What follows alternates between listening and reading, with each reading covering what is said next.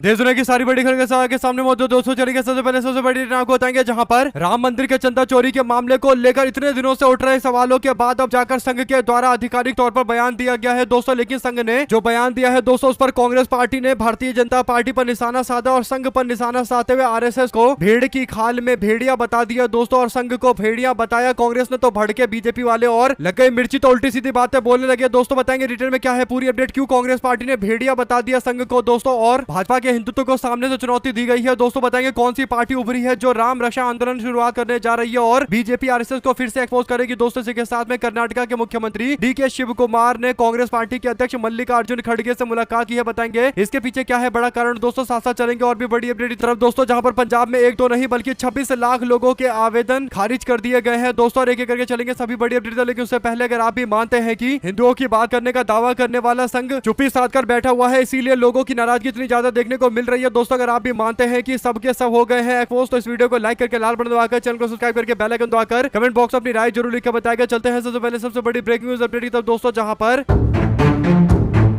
राम मंदिर के चंदा चोरी के मामले को लेकर राष्ट्रीय स्वयंसेवक संघ के कार्यवाहक दत्तात्रेय होस बोले के बयान की काफी चर्चा हो रही है दोस्तों। ऐसे में दत्तात्रेय होस बोले जो संघ से जुड़े हुए हैं और अचानक से आकर आरएसएस के द्वारा इस पूरे मामले को लेकर बयान जारी करते हैं, यानी संघ का बयान जारी करते हैं दोस्तों, जो इस पर एक शब्द बोलने तक को तैयार नहीं थे। लेकिन मामला इतना बड़ा पहुंच गया कि आखिरकार लिखा हुआ भाषण पढ़ना पड़ा संघ को दोस्तों। इस पर मनोज झा और कई सारे लोगों ने आरएसएस को सुनाया कि अब ये लिखा हुआ भाषण पढ़ने लगे हैं। पहले आरएसएस के लोग बिना देखे बोलते थे, लेकिन अब ये इतना ज्यादा डर चुके हैं कि अब लिखा हुआ भाषण नरेंद्र मोदी की तरह पढ़ रहे हैं, यानी टेलीप्रॉम्प्टर आरएसएस के अंदर भी पूरी तरीके से आ चुका है, क्योंकि इनके पास कोई जवाब नहीं है, इसीलिए लिखा हुआ जवाब पढ़ने की कोशिश कर रहे हैं। राम मंदिर में 42 दिन के अंदर 70 बार की गई चोरी के मामले पर केवल और केवल दोस्तों दत्तात्रेय होसबाले के द्वारा दिए गए बयान से केवल एक ही बात दिखाई दे रही थी कि ये बीजेपी सरकार, उत्तर प्रदेश सरकार के द्वारा बनाए गए एसआईटी को सही ठहरा रहे थे और एसआईटी की तारीफ कर रहे थे। चंदा चोरों के खिलाफ एक शब्द नहीं बोला गया और संघ के लोग अपना बचाव करने की कोशिश कर रहे थे दोस्तों, क्योंकि सबको पता है कि इनके ऊपर भी गंभीर सवाल खड़े होने लगे हैं। ऐसे में कई सारे लोगों ने संघ की भूमिका को लेकर सवाल खड़ा किया, जिसमें आरएसएस पर आरोप लगाए गए कि राम मंदिर के संचालन में आरएसएस की बड़ी भूमिका है, इसीलिए आरएसएस को लेकर सवाल उठे तो जवाब देने के लिए पढ़ा हुआ भाषण बोलने लगे दोस्तों। इस पर जवाब देते हुए पवन खेड़ा ने कुछ ऐसी बात बोल दी जिससे बवाल हुआ। पवन खेड़ा कहते हैं कि राष्ट्रीय स्वयंसेवक संघ यानी आरएसएस के लोग भेड़ की खाल ओढ़े हुए भेड़िया हैं और दत्तात्रेय होसबाले के ये बयान राम मंदिर के करोड़ों के चढ़ावे और दान की लूट का सच सामने आने के लिए नहीं, बल्कि सच्चाई पर पर्दा डालने और संघ की छवि को बचाने का कुछ प्रयास है। इस वीडियो का वास्तविक मकसद उत्तर प्रदेश सरकार की उस एसआईटी को वैध ठहराने की कोशिश है जिसका गठन एफआईआर दर्ज होने के बाद किया गया था। एसआईटी ने इस संवेदनशील मामले की जांच रिपोर्ट सार्वजनिक करने की बगैर इस गोपनीयता से काम किया कि लगता है कि कुछ छुपाया गया है और मालूम होता है कि इसमें बड़े मगरमच्छों को बचाकर कुछ छोटी मछलियों को बलि चढ़ा दिया जाना तय है। राम मंदिर के चंदे की लूट ने करोड़ों श्रद्धालुओं की आस्था और विश्वास पर गहरी चोट पहुंचाई है। आज संघ के इस दिखावे ने इस जले पर नमक छिड़कने का काम किया है और सच ये है कि यदि संघ वास्तव में श्रद्धालुओं को दान और मंदिर में कोष की रक्षा के प्रति ईमानदार है, तो जिस मंदिर की व्यवस्था और संचालन स्वयं उसके लोग देखते हैं, वहां पर इतनी बड़ी लूट नहीं होती, कभी नहीं होती। यही संघ का असली चेहरा है। मुंह में राम और बगल में इनके खुरी होता है। राम का नाम उसके लिए महज दिखावा है, उसका असली काम तो लूट और खसोट करना है, यानी संघ वाले लूट खसोट करते हैं। संघ वाले भेड़ की खाल ओढ़े हुए भेड़िया हैं। और ऐसे में दोस्तों ये जो शब्द इस्तेमाल किया गया भेड़िया संघ वालों को लेकर, इसे बीजेपी वाले आपत्तिजनक बताकर भाजपा वाले इस मामले पर कांग्रेस पार्टी पर निशाना साध रहे हैं दोस्तों। लेकिन इसे एक बात स्पष्ट हो गई है कि कांग्रेस मामले को लेकर बैकफुट पर नहीं जाने वाली और संघ को लेकर जो बातें बोली गई है, कांग्रेस पार्टी बार बार डंके की चोट पर इस बात को रिपीट कर रही है। आप लोग की क्या राय है दोस्तों इस मामले पर लिखकर जरूर बताएगा। अगर आप भी मानते हैं कि ये मामला यहाँ नहीं रुकने वाला तो अपनी राय जरूर लिख बताएगा दोस्तों। ज्यादा से ज्यादा वीडियो को शेयर कीजिएगा। चलते हैं एक और बड़ी खबर की तरफ, जहां पर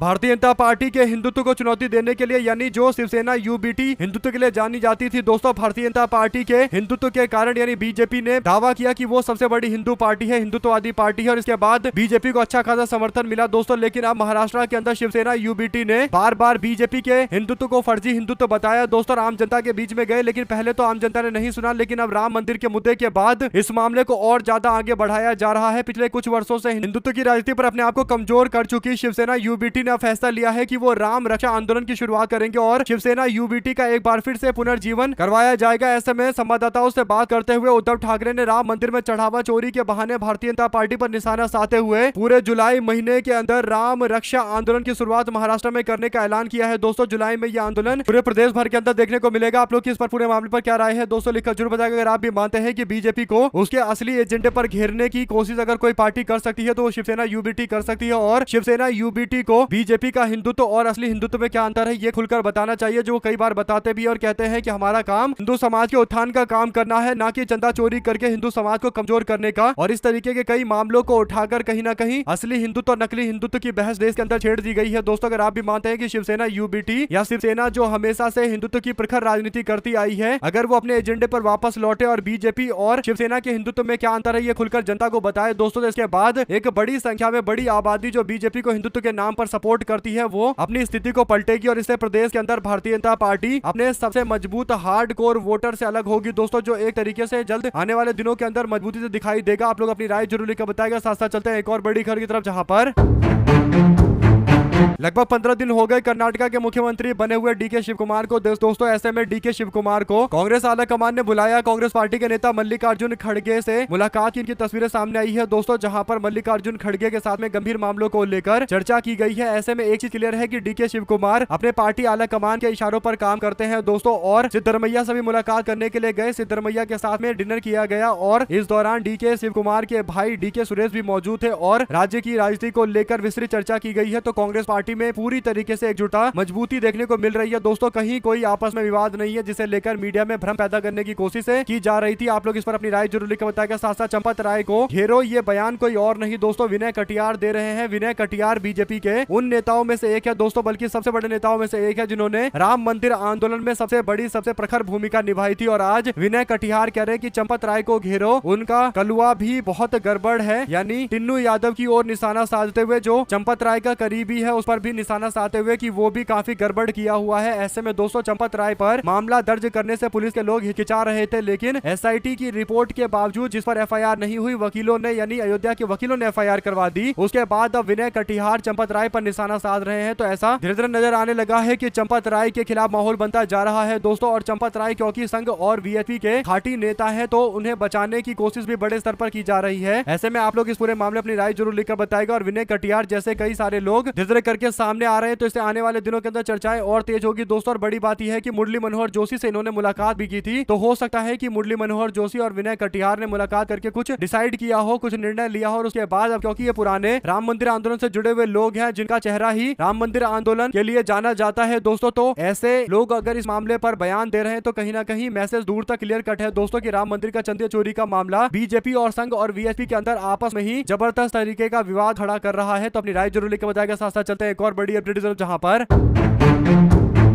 पहले कहा जाता है कि एसआईआर केवल चुनाव के अंदर नाम किसी का होगा या नहीं होगा केवल ये तय करने के लिए है, यानी वोटर लिस्ट में नाम आएगा नहीं आएगा केवल ये तय करने के लिए है। लेकिन अब जो आरोप विपक्ष ने लगाए थे दोस्तों कि एसआईआर का इस्तेमाल किया जाएगा सरकारी योजना को पहुंचाने के लिए और बड़े स्तर पर लोगों के नाम काटे जाएंगे, ये बात एकदम सच साबित हो रही है दोस्तों। पश्चिम बंगाल सरकार ने बुधवार को दी जानकारी में मतदाता सूची के विशेष गहन पुनर्निरीक्षण यानी एसआईआर डेटा के आधार पर एक तो नहीं बल्कि 26 लाख महिलाओं के नाम डिलीट कर दिए हैं दोस्तों, यानी 26 लाख महिलाओं के आवेदन को खारिज कर दिया गया है, जबकि 1 करोड़ 30 लाख से ज्यादा आवेदन सही पाए गए हैं। मीडिया रिपोर्ट में बताया गया है कि बीजेपी सरकार ने अपने चुनावी घोषणा पत्र में अन्नपूर्णा योजना को शामिल किया था। चुनाव में ममता बनर्जी की तृणमूल कांग्रेस को हराकर सत्ता में आने के बाद बीजेपी की शुभेंदु अधिकारी सरकार द्वारा 3 जून को इस योजना की शुरुआत की गई थी दोस्तों। पिछले महीने पेश किए गए पहले बजट में सरकार ने चालू वित्त वर्ष के अंदर यानी इसी साल इस योजना के लिए 36,000 करोड़ रुपए दिए हैं दोस्तों। इस संबंध में मुख्यमंत्री शुभेंदु अधिकारी ने एक प्रशासनिक कार्यक्रम को संबोधित करते हुए कहा कि अन्नपूर्णा योजना के लिए लगभग 1 करोड़ 60 लाख लोगों ने अपना फॉर्म जमा किया है। इनमें से 1,30,000 फॉर्म को सही माना गया है, बाकी 26 लाख फॉर्म खारिज कर दिए गए हैं और एसआईआर के आधार पर ऐसा किया गया है दोस्तों। तो आप लोग जानते हैं कि एसआईआर में सबसे ज्यादा मुस्लिम समाज के लोगों के नाम काटे गए, तो ये कहीं ना कहीं काफी गंभीर मामला है। और अब तक दावा किया जाता है कि एसआईआर का इस्तेमाल केवल वोटर लिस्ट में नाम जोड़ने और घटाने के लिए किया जाएगा, लेकिन ये सरकारी योजना से लोगों के नाम हटाने के लिए किया जा रहा है, जो काफी ज्यादा गंभीर मामला है दोस्तों। इस पर आप लोग की क्या राय है लिखकर जरूर बताएगा। चलते हैं एक और बड़ी अपडेट की तरफ, जहां पर बम्बई हाईकोर्ट के बयान को लेकर शिवसेना यूबीटी ने जमकर तारीफ की है। जो बड़ी अपडेट है वो ये की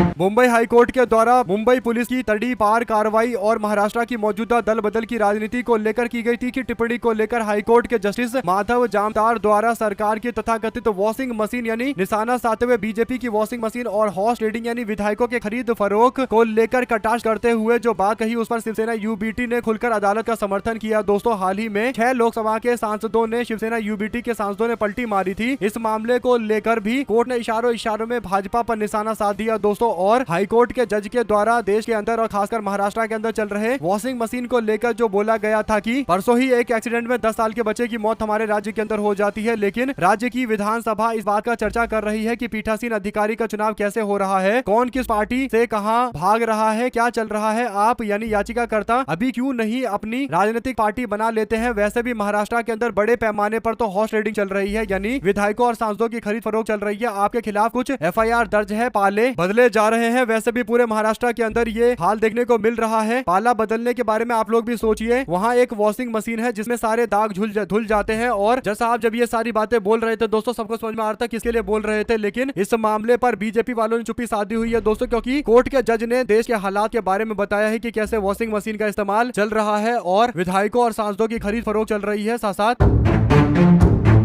ऑल इंडिया कांग्रेस कमेटी के सैनिक विभाग के चेयरपर्सन रोहित चौधरी के द्वारा एक कार्यक्रम का आयोजन किया जाता है पंजाब के तरन तारण के अंदर दोस्तों, जहां पर अग्निवीर योजना के खिलाफ जन आंदोलन और पदयात्रा का आह्वान किया गया, आगाज किया गया। और आने वाले चरणों के अंदर प्रदेश के विभिन्न जिलों के अंदर अग्निवीर योजना के विरोध में आंदोलन और पदयात्राएं आयोजित की जाएगी। हम युवा विरोधी अग्निपथ योजना को खत्म करने के लिए मजबूती से आगे बढ़ेंगे, इसे मिटाकर ही दम लेंगे। और कांग्रेस पार्टी पूरी तरीके से कांग्रेस के सैनिक विभाग के चेयरपर्सन रोहित चौधरी को आगे करके ज्यादा से ज्यादा आम जनता के बीच में मैसेज पहुंचा रही है दोस्तों। पार्टी का मानना है कि अग्निवीर योजना के कारण सबसे ज्यादा नुकसान अगर किसी को हुआ है तो पंजाब के युवाओं को हुआ है, जो बड़ी संख्या में सेना में जाते थे। लेकिन अब अग्निवीर योजना के कारण एक तरीके से नौकरी की सुरक्षा नहीं है यानी जॉब सिक्योरिटी नहीं है, तो जाने में भी अब काफी ज्यादा सोच विचार करना पड़ रहा है दोस्तों। और अग्निवीर योजना में एप्लीकेशन कम आने शुरू हो गए हैं और बड़ा कारण यह है कि लोगों को बच्चों को लग रहा है इसे भविष्य उनका सुरक्षित नहीं है जो पहले सुरक्षित हुआ करता था। तो कहीं ना कहीं आवेदन में भी गिरावट एक बड़ी समस्या है देश के अंदर दोस्तों। अगर आप भी मानते कि अग्निवीर योजना को लागू करके कहीं ना कहीं देश के सैनिकों को कमजोर करने और देश के अंदर सेना के प्रति लोगों की आम जनता की भावना को बदलने की कोशिश की गई है। आप लोग अपनी राय जरूर लिखकर बताएं। इस पूरे मामले पर साथ साथ चलते हैं एक और बड़ी अपडेट दोस्तों, जिसमें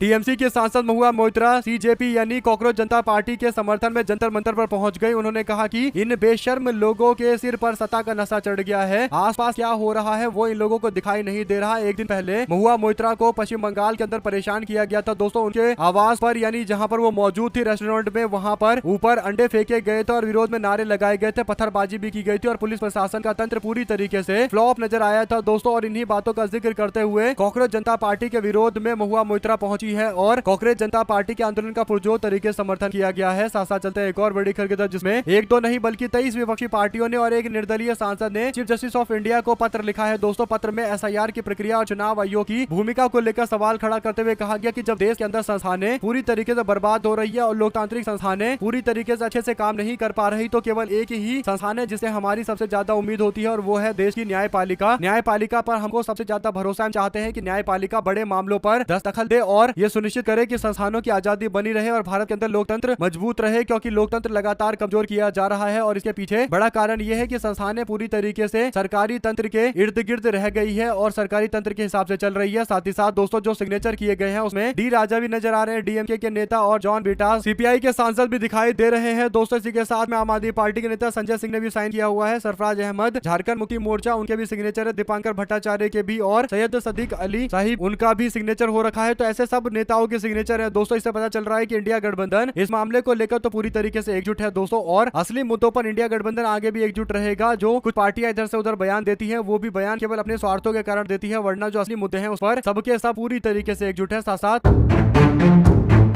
पंजाब के अंदर क्या कांग्रेस पार्टी चरणजीत सिंह चन्नी के घर पर बुलाई गई बैठक, जिसमें 150 के आसपास कांग्रेस पार्टी के नेता पहुंचे थे, उस बात की सुनवाई करेंगे दोस्तों। क्योंकि चरणजीत सिंह चन्नी ने जो लोग राजा वड़िंग के खिलाफ है यानी अमरिंदर सिंह राजा वड़िंग प्रदेश अध्यक्ष के खिलाफ अपना नाराजगी जताना चाहते हैं, उन सबको इकट्ठा करके एक समिति बनाकर पार्टी आला कमान से बातचीत की बातें कही है दोस्तों। हालांकि पार्टी आला कमान इनसे बातचीत करेगी ये एक बड़ा सवाल है, क्योंकि पार्टी आला कमान ने काफी चर्चा के बाद ही अमरिंदर सिंह राजा वड़िंग को अपना प्रदेश अध्यक्ष बनाने का फैसला लिया दोस्तों। और जब प्रदेश अध्यक्ष अध्यक्ष बना दिया गया है तो अब नाम तो बदला नहीं जा सकता, लेकिन चरणजीत सिंह चन्नी चाहते हैं कि अमरिंदर सिंह राजा वड़िंग की जगह कोई दूसरा नाम हो। ऐसे में चरणजीत सिंह चन्नी पूर्व मुख्यमंत्री भी रहे हैं दोस्तों, लेकिन पिछली बार जब वो दोनों सीटों से चुनाव लड़े थे तो दोनों सीटों पर मुख्यमंत्री रहते हुए चुनाव में वो हार गए थे और कहीं ना कहीं पार्टी आला कमान उन पर इसीलिए पूरी तरीके से भरोसा नहीं कर पा रही है दोस्तों। और जो फैसला लिया गया उस पर चरणजीत सिंह चन्नी के द्वारा मीटिंग बुलाई गई तो 3 एमएलए थे जो साथ में उनके खड़े दिखाई दिए। एक त्रिपत राजिंदर सिंह बाजवा और राणा गुरजीत सिंह और कुलदीप सिंह ढिल्लो साथ में थे। बाकी सांसद के तौर पर चरणजीत सिंह चन्नी खुद मौजूद थे दोस्तों। कहने का मतलब यह है कि पंजाब के अंदर कांग्रेस पार्टी के 7 सांसद है, जिसमें से केवल एक चन्नी के साथ में मौजूद थे खुद चन्नी, और 18 एमएलए हैं कांग्रेस पार्टी, जिसमें से 3 चरणजीत सिंह चन्नी के साथ मौजूद थे। तो कह सकते हैं कि कांग्रेस पार्टी आला कमान ने सर्वे और नेताओं के द्वारा ऑब्जर्वेशन करके आने के बाद ही फैसला लिया है और सोच समझकर फैसला लिया है। इसीलिए चरणजीत सिंह चन्नी दबाव बनाने के लिए बैठकें जरूर कर सकते हैं, लेकिन बैठकों का ज्यादा असर पड़ेगा नहीं। कांग्रेस पार्टी आला कमान इनको मिलने के लिए, मुलाकात करने के लिए इनकी समिति को टाइम देगी, ये भी एक बड़ा सवाल होगा दोस्तों, क्योंकि पार्टी के द्वारा काफी सोच विचार करने के बाद फैसला लिया गया और अमरिंदर सिंह राजा वड़िंग को प्रदेश अध्यक्ष बने रहने दिया जाएगा और चरणजीत सिंह चन्नी को कैंपेन कमेटी की जिम्मेदारी दी गई है। तो एक तरीके से कांग्रेस पार्टी ने बैलेंस बनाने की कोशिश की है, लेकिन चरणजीत सिंह चन्नी को यह बैलेंस पसंद आ नहीं रहा। आप लोग इस पर अपनी राय जरूर लिख के बताएगा दोस्तों। साथ साथ चलते हैं एक और बड़ी अपडेट की तरफ, जहां पर पंजाब कांग्रेस के सीनियर नेता सुखजिंदर सिंह रंधावा जो चरणजीत सिंह चन्नी के साथ में गुटबाजी में मौजूद है दोस्तों, उन्होंने केंद्रीय गृह मंत्री अमित शाह से मुलाकात की। जब उनसे सवाल पूछा गया कि आपने अचानक से अमित शाह से मुलाकात क्यों की, तो इस पर वो कहते हैं कि पंजाब एक बॉर्डर स्टेट है और यहाँ पर आतंकवाद एक बहुत बड़ी समस्या है। अंतर्राष्ट्रीय ड्रग के खिलाफ एक पत्र मैंने अमित शाह को जाकर दिया है। सवाल ये उठता है दोस्तों कि जब किसी गृह मंत्री या किसी व्यक्ति को पत्र देना होता है तो उसे वैसे ही भिजवा दिया जाता है, जाकर पत्र देने वाला क्या मामला है। गृह मंत्री से मुलाकात को लेकर वो कह रहे हैं कि इसको राजनीतिक एंगल नहीं देना चाहिए। मैं इस बात का खंडन करता हूं कि मेरे ऊपर आरोप लगाए जा रहे हैं। मैंने अमित शाह से मुलाकात की थी, ये पहले से ही मुलाकात तय थी और मुलाकात को लेकर कोई भी चर्चा नहीं होनी चाहिए कि मैं पार्टी छोड़कर जा रहा हूं या कांग्रेस पार्टी से अलग हो गया हूं, दबाव की राजनीति कर रहा हूं। ये बातें एकदम गलत है। ऐसे में दोस्तों ये बात तो सबको पता है कि सुखजिंदर सिंह रंधावा क्योंकि नेता विपक्ष है और उनकी एक बड़ी भूमिका वो चाहते थे, यानी प्रदेश अध्यक्ष का पोस्ट चाहते थे, तो अब वो चरणजीत सिंह चन्नी के साथ आकर खड़े हो गए हैं। तो क्यों पहले अमित शाह से मुलाकात करते हैं, उसके बाद चन्नी के साथ आकर खड़े हो जाते हैं दोस्तों। तो इन सारे मामलों को अगर आप जोड़ेंगे तो पता चल रहा है कि सुखजिंदर सिंह रंधावा भी कहीं ना कहीं पार्टी आला कमान पर दबाव बना रहे दोस्तों। और दबाव बनाना अपनी जगह, लेकिन अमित शाह से मुलाकात करना ये साफ तौर पर कहीं ना कहीं एक ऐसा मामला है जो पार्टी डिसिप्लिन इनडिसिप्लिन के मामले के अंतर्गत कार्रवाई कर सकती है दोस्तों, और करना भी चाहिए। बिल्कुल नहीं छोड़ा जाना चाहिए जो पार्टी विरोधी गतिविधि में किसी भी तरीके से शामिल है। साथ साथ C85 कंस्ट्रक्शन यानी बीजेपी सरकार में जिस तरीके से एथनॉल वाला मामला चल रहा है, यानी E85 बीजेपी यानी पूरी तरीके से देश के अंदर केवल 15% पेट्रोल बेच रही है और बाकी उसमें एथनॉल मिलाकर बेच रही है दोस्तों। E85 चल रहा है तो क्या भारतीय जनता पार्टी सरकार में कंस्ट्रक्शन 85 भी काम कर रहा है? ऐसा इसलिए क्योंकि दोस्तों दिल्ली मुंबई एक्सप्रेसवे जो लगभग 1 लाख करोड़ रुपए खर्च करके बनाया गया और एक किलोमीटर पर 75 करोड़ रुपए खर्च किए गए, लेकिन उस हाईवे पर बड़ी बड़ी दरारें देखने को मिली दोस्तों और रोड टूटा हुआ दिखाई दिया। कांग्रेस पार्टी केरल इकाई की तरफ से तस्वीर शेयर करते हुए कहा गया कि क्या भाजपा सरकार में जैसे पेट्रोल E85 चल रहा है यानी E85 चल रहा है जहां पर केवल 15% पेट्रोल है और बाकी सब इथेनॉल है, क्या उसी तरीके से जो रोड बनाया गया है उसमें C85 का इस्तेमाल किया गया है? कहने का मतलब केवल 15% सीमेंट होगा। आप लोग इस पर क्या राय देना चाहते हैं दोस्तों, लिखकर जरूर बताएगा। ज्यादा से ज्यादा वीडियो को शेयर कीजिएगा। चलते हैं एक और बड़ी अपडेट की तरफ, जहां पर कांग्रेस पार्टी की नेत्री रागिनी नायक की तरफ से कहा गया कि राम मंदिर के मामले को लेकर हमारी मांगे एकदम सही है। हमारी जो मांग है वो ये की सबसे पहले श्री राम जन्मभूमि तीर्थ क्षेत्र ट्रस्ट को तत्काल भंग किया जाए। ट्रस्ट के कामकाज और वित्तीय लेन देन की जांच सुप्रीम कोर्ट की निगरानी में कराई जानी चाहिए। प्रधानमंत्री नरेंद्र मोदी चढ़ावा चोरी पर चुप्पी तोड़े और देश के सामने अपना पक्ष रखे। ट्रस्ट के गठन से पहले राम मंदिर निर्माण के नाम पर जुटाए गए लगभग 1400 करोड़ रुपए के चंदे का हिसाब किताब सार्वजनिक करे। रागिनी नायक की तरफ से कही गई ये बातें और आगे बढ़ी दोस्तों और उन्होंने साफ तौर पर स्पष्ट किया है कि पार्टी क्या चाहती है। साथ साथ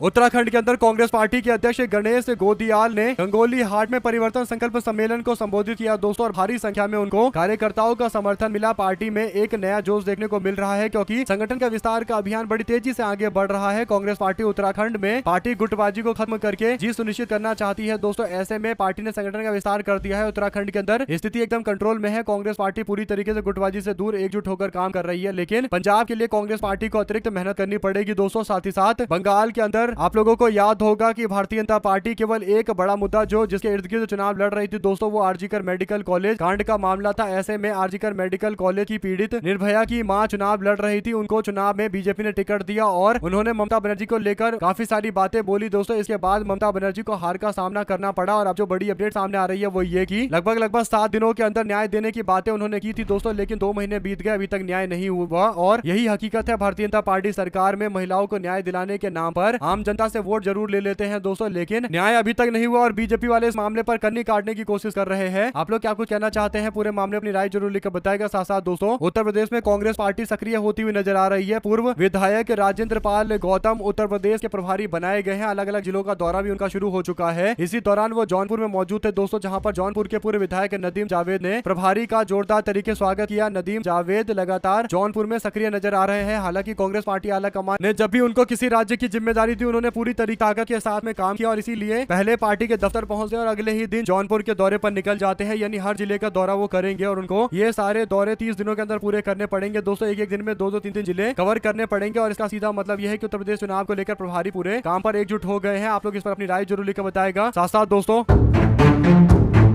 बीजेपी अब डीएमके, सपा और एनसीपी में सेंधमारी करने की कोशिश कर रही है। इस पर दयाशंकर मिश्रा कहते हैं कि जनता तक ये संदेश कैसे पहुंचे, यह सब संविधान पर हमला है। संसद पर रशियन मॉडल लागू करने की तैयारी चल रही है। टीवी चैनल दिन रात पार्टियों के टूटने की खुशी मना रहे हैं, खुशखबरी बता रहे हैं इसे। और महिला आरक्षण के नाम पर पहले से पारित बिल, उसके जश्न को जनता की स्मृतियों से मिटाने का काम किया जा रहा है। बीजेपी विशुद्ध रूप से सांप्रदायिकता और हिंदुत्व के रथ पर सवार होकर संविधान और लोकतंत्र पर हमला कर रही है। आप लोग की क्या राय है इस पूरे मामले पर लिखकर बताएगा। बहुत बहुत धन्यवाद। जय हिंद, जय भारत।